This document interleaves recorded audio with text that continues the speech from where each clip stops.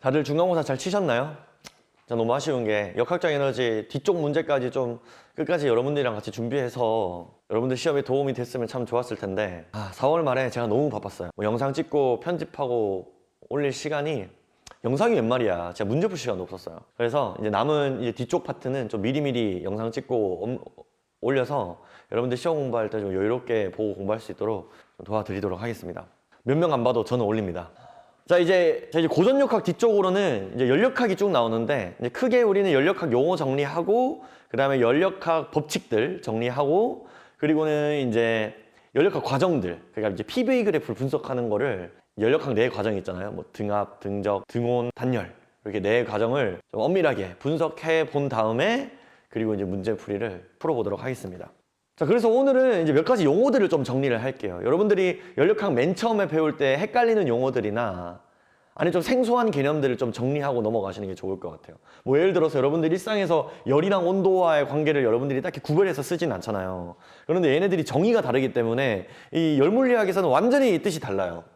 또는 뭐 열과 일이 내부 에너지에 어떻게 영향을 주는지, 그다음 온도랑 내부 에너지는 어떤 관계를 갖고 있는지, 그리고 얘네들을 쭉 다루고 있는 이상기체는 어떤 특징을 가지는지, 이런 거 간단하게만 보고 이제 그 뒤에 이제 본격적인 연력학 법칙으로 넘어가도록 하겠습니다.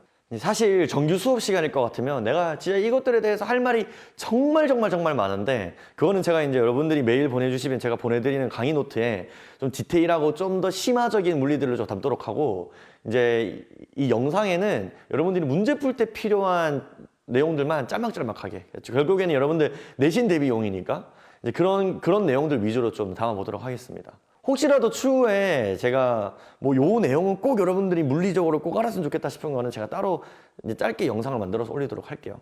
자, 첫 번째로는 여러분들이 일상에서 정말 많이 사용하는 요 온도라는 거예요. 온도. 얘들아, 온도가 뭘까? 우리가 뭘 보고 이게 차갑고 뜨거운 정도를 수치화시킬까요? 이 우주를 이루고 있는 모든 물질들, 여러분들을 포함한 나, 그 다음 이 지구, 우주에 있는 뭐 태양, 먼지, 이런 것들 모든 게 다 이제 입자로 이루어져 있죠. 뭐 원자로 볼 수도 있겠고, 원자들로 이루어져 있는 뭐 분자로 볼 수도 있겠고, 모든 물질들은 다 입자로 이루어져 있는데 그 입자들이 가만히 있지 않아요. 얘네들이 상하좌우로 병진 운동을 하거나, 아니면 얘네들이 빙글빙글 돌고 있는 회전 운동을 하거나, 아니면 뭐 H2나 O2 같은 이원자 분자들은 원자 두 개가 이제 결합돼 있잖아, 전기적인 인력에 의해서. 얘네들이 마치 용수철처럼 이렇게 진동을 해요. 가만히 있지 않아. 얘네들이 운동하고 있는 그 모든 에너지들, 그 에너지들을 숫자로 나타낸 게 온도야. 그러니까 온도라고 하는 개념은 에너지로 봐도 무방하다. 여러분들 이전에 역학적 에너지에서 배웠던 뭐 운동 에너지나 포텐셜 에너지 있잖아. 그거랑 온도랑 완전히 똑같은 개념으로 봐도 상관이 없다는 거예요. 그래서 여러분들이 기억할 것보다 온도는 곧 에너지다. 그럼 이 온도를 표현하는 방식이 우리가 크게 일상적으로 세 가지가 있거든요. 첫 번째는 여러분들이 알고 있는 섭씨 온도. 그 다음에 미국에서 많이 쓰는 화씨 온도. 이렇게 일상에서 많이 쓰잖아. 화씨 온도는 뭐 몰라도 돼요. 이건 뭐 도대체 왜 이걸 쓰는지 모르겠어. 섭씨 온도가 우리 물이 어는 점을 0도로 두고 물이 끓는 점을 100도로 뒀을 때 그 사이를 100등분 해가지고 그 위아래로 쭉쭉 뻗어나가는 게 섭씨 온도거든요.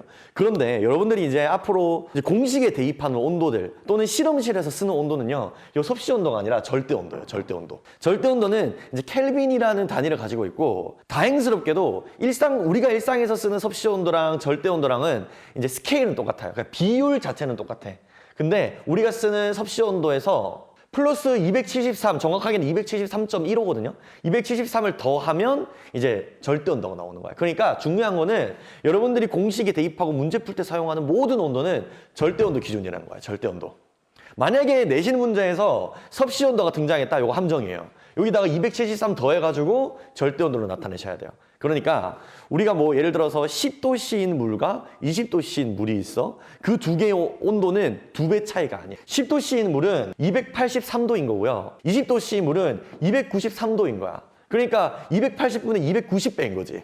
이런 함정이 낚이시면 안 돼요. 여러분들 나중에 뒤에 가서 이상기체 상태 방정식에서 결국엔 비례식으로 문제를 풀 거거든. 근데 내신에서 간혹 이런 섭씨 온도로 문제를 내가지고 함정을 파놓는 경우가 있기도 합니다. 몇 가지 좀 재밌는 이야기를 해드리자면요. 절대 온도 중에서 제일 낮은 온도가 0도예요. 0도보다 낮은 온도는 존재할 수가 없어. 제가 이전에 강의에서 얘기했었나요? 절대 온도 0도보다 낮은 온도를 우리 아직 인간이 못 봤다. 우리가 기술적으로 도달할 수 없다. 이런 내용이 아니라 물리학적으로 절대 온도 0도보다 더 낮은 온도는 존재할 수가 없어요. 그리고 이 섭씨 온도랑 화씨 온도는 왜 섭씨고 화씨인지 아니? 이게 섭씨가 이게 셀시우스 디그리거든요. 섭씨 온도가. 셀시우스라는 사람이 이름 따가지고 우리가 이제 셀시우스 디그리라 부르고, 그 다음에 요 화씨 온도는 이제 파렌하이트라는 사람이 만들어서 이제 우리가 파렌하이트 디그리라 부르거든요. 결국에 우린 옛날에 이제 한자어에서 그걸 따오니까 셀시우스는 이제 섭씨다. 섭씨인 사람. 이제 성씨가 섭인 거야. 그리고 성씨가 화인 거야. 파렌하이트니까. 그래서 이제 섭씨랑 화씨가 됐다. 뭐 이런 건데. 뭐 예를 들어서 제가 이 온도를 만들어냈으면 이제 뭐 최씨 온도가 되는 거죠. 뭐 그런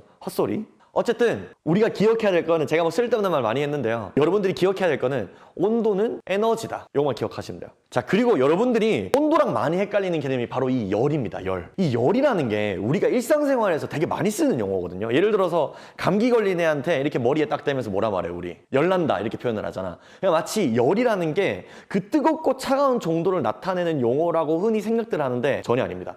열이라는 개념은요, 에너지의 흐름을 나타내는 용어예요. 그러니까 흐르고 있는 도중, 그 ing를 나타내는 용어야. 그러니까 뜨거운 물체랑 차가운 물체가 접촉해 있잖아? 그러면 우리가 당연히 경험적으로 어떻게 될 걸 알아. 뜨거운 물체는 점점 식어서 미지근해지고 차가운 물체는 점점 온도 올라가서 미지근해져서 두 개가 열평형이 될 거라는 느낌적인 느낌이 있죠. 이거 중학교 1학년 때 배우잖아요. 이 온도가 다른 두 물체가 접촉했을 때 이 에너지가 흘러들어가서 두 개의 온도가 바뀌잖아. 그때 이 흐르는 에너지, 요 흐름 자체를 열이라고 부르는 거야.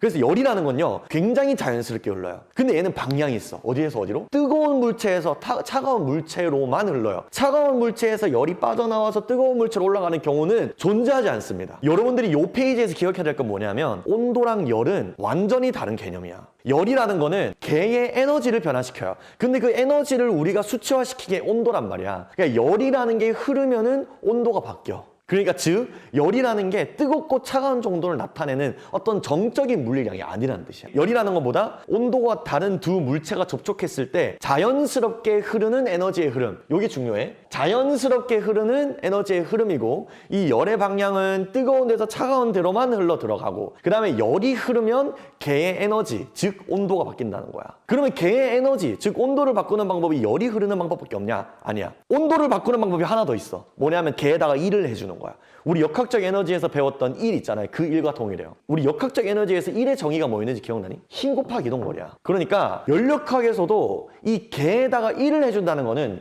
힘을 볼 수 있어야 돼요. 힘이라는 게 있어야 돼. 요게 제가 이렇게 강조하는 이유가 뭐냐면요, 2년 전인가 수능 특강에 3점짜리 문제 중에서 피스톤에 갇혀있는 기체에 구멍을 빡 뚫었을 때 이 옆방으로 기체가 넘어가는 상황에 대한 문제가 있었어요. 그거를 이제 조금 더 어려운 말로 자유팽창 상황이라고 하거든요. 그 자유팽창은 사실 굉장히 고급 물리학이야. 대학에서 배우는 전공 물리학 중에서도 진짜 어려운 개념이야. 그게 나왔어. 그 문제를 푸는 키포인트가 뭐였냐면, 열역학에서의 1이라는 게 고전역학에서의 1과 동일한 개념으로서 힘이 존재한다는 걸 이해하고 있어야지 풀 수 있는 문제였었거든요. 그래서 어쨌든 간에 우리가 열역학에서도 1이라는 걸 다루는데, 1이 있다는 거는 곧 힘을 볼 수 있다는 거야. 그리고 우리가 역학적 에너지에서 힘 이동거리 그래프를 이용해가지고 우리가 1을 계산했던 것처럼 열역학에서도 힘 이동거리 그래프를 분석을 하는 게 중요한 단서가 될 수 있다라는 것도 여러분들이 꼭 기억하셨으면 좋겠습니다. 자, 그러면 1이 어떻게 개의 에너지를 바꾸냐면, 아까 전에 열은 두 물체가 접촉했을 때, 온도가 다른 두 물체가 접촉했을 때 자연스럽게 흘러들어가는 거야. 아무것도 안 해도 돼. 그냥 우주의 법칙이 그래. 이게 우리가 뒤에 배울 연력학 제0법칙이거든요.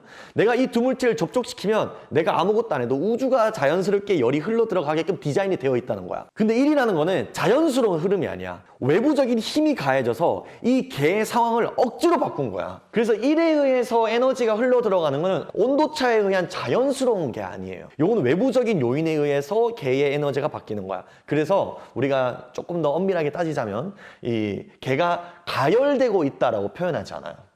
가열이라는 거는 이 자연스러운 열의 흐름이기 때문에, 뜨거운 데서 차가운 데로 흐르는 자연스러운 열의 흐름이기 때문에 우리가 1에 의해서 개의 에너지가 바뀔 때는 뭐 가열된다라는 표현을 쓰지 않는다고 합니다. 사실 굉장히 지엽적인 내용이죠. 그러니까 여러분들이 기억할 건 뭐야? 지금 이때까지 했던 거에서 온도는 에너지다. 열은 뜨거운 데서 찬 데로 흐르는 자연스러운 에너지의 흐름이다. 그리고 1은 외부적인 힘이 가해졌을 때 자연스럽지 않은 억지로 흐르는 에너지의 흐름이다. 뭐 이렇게 생각하시면 되겠습니다. 그래서 열과 1이라는 거는, 얘들아 이거 너무 중요해. 열과 1이라는 거는 어떤 물질의 열적 상태라고 말하면 얘의 지금 온도, 얘의 지금 에너지, 얘의 지금 기체 분자들이 움직이고 있는 정도를 나타내는 말이 아니라 얘네들의 그 상태를 변화시킬 수 있는 그 에너지들의 흐름을 말하는 거야. 근데 열은 자연스럽게 자동적으로 흘러 들어가는 거고 1은 외부적인 요인에 의해서 흘러 들어가는 거야. 그렇게 열 또는 1이 가해졌을 때 에너지가 변화한다는 거. 여기 우리가 그 뒤에서 배울 인력학 제1법칙이에요. 열과 1은 흘러 들어가는 방식인 차이가 있어도 결국에는 에너지를 변화시킨다는 거는 똑같은 거지. 여러분 추운 겨울 생각해봐. 추운 겨울에 이렇게 막 손 비비기도 하고 또 핫팩을 이렇게 쥐고 있잖아. 손을 비비고 또 핫팩을 대는 상황이 지금 여러분들이 열과 1을 사용해가지고 내 손의 에너지를 변화시킨 거야. 핫팩을 쥐고 있다는 거는 뜨거운 열원인 핫팩에서 차가운 열원인 내 손을 접촉시킴으로써 뜨거운 핫팩과 차가운 내 손에서의 자연스러운 에너지의 흐름을 발생시킨 거야. 그래서 내 손은 뜨거워지고 핫팩은 조금 미지근해지는 거지. 그리고 또 이게 비비는 건 뭐야? 지금 내가 마찰 있는 데를 불구하고 꾹꾹 누르잖아. 마찰력을 거스르고 지금 내가 힘을 작용하고 있잖아. 이 힘과 이 짧은 이동거리 움직임으로써 내 왼손이 내 오른손에 일을 해주는 거야. 그러면서 내 손이라는 개의 에너지 변화가 발생하는 거지. 그러니까 열과 1이라는 거는 에너지가 이동 중임을 나타내는 용어임에는 동일하고 열은 자연스러운 흐름, 1은 힘에 의한 외부적인 에너지의 흐름이라고 생각하시면 되겠습니다. 그래서 이 열과 1이 개에 가해져서 그 개의 내부의 에너지를 변화시키는데 이거를 내부 에너지라고 부른다고. 내부 에너지. 내부 에너지는 요 다음에 나오는 이상기체랑 좀 같이 봐야 되는데요. 우리가 내부 에너지란 말하면 내부 에너지가 뭘 의미하냐면 내부 에너지는 대문자 U로 보통 나타내고요. 이 U는 운동 에너지랑 키네틱 에너지랑 그 다음에 포텐셜 에너지의 합으로 나타나요. 운동 에너지라 말하면 뭐 흔히 우리가 배웠던 병진 운동 에너지도 있겠고 그 다음에 이 기체 분자가 돌면서 발생하는 회전 운동 에너지도 있겠고 그 다음에 이온자 분자 같은 입자들이 전기력에 의해서 진동하면서 나타내는 뭐 진동 에너지도 있겠죠. 그 다음에 포텐셜 에너지라고 하면 결국에는 기체 분자들도 질량을 가지고 있으니까 서로 끌어당기고 있는 중력 포텐셜 에너지가 있겠고 얘네들이 정기적 성질을 분명 띠고 있거든요. 만약에 무극성이라고 해도 한쪽으로 쏠림 현상 때문에 뭐 우리가 이제 쌍극자 모멘트라고 표현하기도 하지. 그런 것 때문에 서로 끌어당기거나 미는 힘이 작용한다고. 이런 정기적인 포텐셜 에너지 우리가 흔히 전위라고 표현하는데 이런 정기적인 포텐셜 에너지 존재해요. 그런데 우리가 다루고 있는 우리가 지금 물리원에서 다루고 있는 이 기체 분자들은요 어떤 기체 분자냐면 바로 이 이상기체라는 놈들이야. 이상기체는 우리가 실제로 보고 있는 이 기체랑 다르게 얘네들의 입자의 부피를 무시해요. 그리고 이 입자들 사이사이에 상호작용을 무시해. 얘네들이 질량을 가지고 있지만 서로 끌어당기는 정도도 무시하고 그리고 얘네들이 극성을 가져서 얘네들의 정기적인 인력도 무시하는 거야. 그런 얘네들의 상호작용을 다 무시해. 특히 이런 포텐셜 상호작용들 얘네들 다 무시한다고. 그래서 우리가 내부 에너지, 우리가 물리학 원에서 다루고 있는 기체의 내부 에너지라고 하면요 이런 포텐셜 에너지가 날아가요. 그리고 이상기체는 가정이 있어. 가정이 뭐냐면 단원자 이상기체야. 단원자 이상기체라면 어떤 거야? 입자가 하나인 거야. 마치 헬륨 이런 비활성 기체처럼 입자가 한 개인 이상기체를 가정해요. 그럼 입자가 한 개인 기체는요 진동 에너지가 없겠죠. 이게 진동할 수 없잖아. 그리고 얘네들은 어떤 방향으로 회전축을 꽂아도 이 도는 회전 운동을 관찰할 수 없어요. 그래서 회전 운동 에너지는 없어요. 그래서 우리가 문제에서 또는 이제 교과서에서 내부 에너지라고 표현하면요 곧 뭘 의미하냐면 운동 에너지를 의미해. 운동 에너지. 내부 에너지란 말은 얘들아 이거 너무 중요해. 내부 에너지는요 그래서 이상기체에서는요 곧 운동 에너지를 의미해요. 운동 에너지. 그리고 이 운동 에너지가 곧 온도를 나타내고요. 그리고 운동 에너지라는 게 식의 형태가 이루어져 있는 게 2분의 1 mv 제곱이잖아. 그래서 속도의 제곱에 비례하는 값이기도 해요. 그리고 그 입자가 많으면 많을수록 내부 에너지는 커져요. 그래서 내부 에너지는 곧 입자의 개수에 비례하기도 해요. 요거 4개 기억하셔야 됩니다. 내부 에너지라는 말이 나오면 아 얘가 운동 에너지를 의미하는 말이구나 또는 아 얘가 온도를 의미하는 말이구나 또는 기체 분자의 속도의 제곱을 의미하는 말이구나 또는 기체의 입자의 개수를 의미하는 말이구나. 요걸 아셔야 돼요. 근데 요 밑에 있는 2개는 사실 내신이나 이 평가원급 모의고사에는 잘 등장하지 않습니다. 보통 이런 거는 사설 모의고사, 뭐 이투스, 대성 이런 거 있잖아. 요런 데 많이 등장하는 개념이라서 혹시라도 나온다면 요거까지 알고 계시면 여러분들이 문제 풀 때 좀 도움이 되겠죠. 근데 어쨌든 간에 내부 에너지는 결국 운동 에너지를 의미하는 거야. 그리고 이 운동 에너지를 우리가 아는 척도로 바꿔놓은 게 온도라는 거야. 근데 그 온도는 무슨 온도야? 절대 온도야, 절대 온도. 여기 섭씨 온도 하시면 안 돼요. 섭씨 온도는 비례하지 않습니다. Y절편이 생겨버리니까요. 절대 온도에 대해서.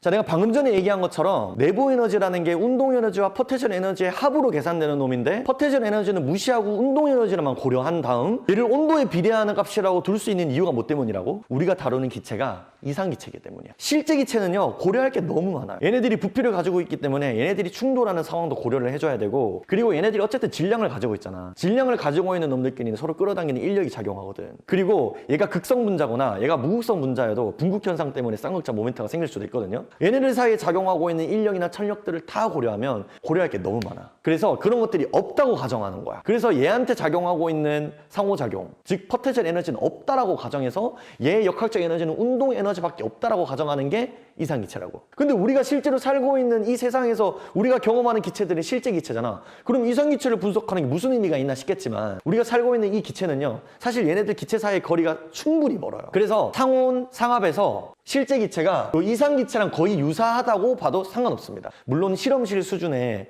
뭐 고압 또는 저온 상태에서는 뭐 이상기체 상태 방정식을 쓰지 않고 뭐 반데르발스 상태 방정식이라는 걸 쓰거든요. 궁금한 친구들은 제 자료에서 제가 밑에 짧게 적어놨으니까 한번 읽어보시면 좋을 것 같습니다. 어쨌든 이 이상기체를 분석하는 것만으로도 우리가 실제 기체를 이해하는데 정말 큰 도움이 된다는 거지.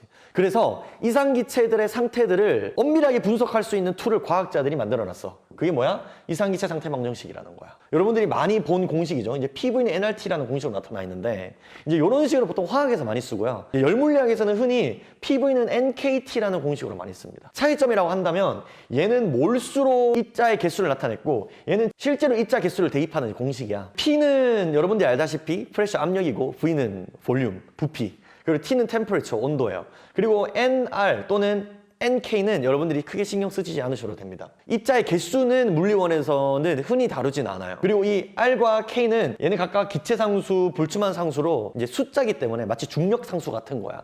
숫자기 때문에 크게 중요하지 않습니다. 그래서 여러분들이 기억해야 될 거는 이제 PV는 이 온도 T에 비례한다는 거. 그래서 여러분들이 문제에서 주어지는 조건에 따라서 P를 고정하면 V는 T에 비례한다. 또는 V를 고정하면 P는 T에 비례한다. 또는 T를 고정하면 이제 P는 V의 역수에 비례한다. 이 정도 관계만 여러분들이 충분히 생각해 주실 수 있으면 돼요. 자, 이렇게 해가지고 오늘 연력학을 공부하는데 필요한 또는 헷갈리는 용어들 몇 가지 정리해 봤거든요. 그렇게 무겁지 않았죠? 그래서 이것들 잘 기억하시고 바로 그 다음 연력학 법칙으로 넘어가 보도록 할게요. 오늘 여기까지 하겠습니다.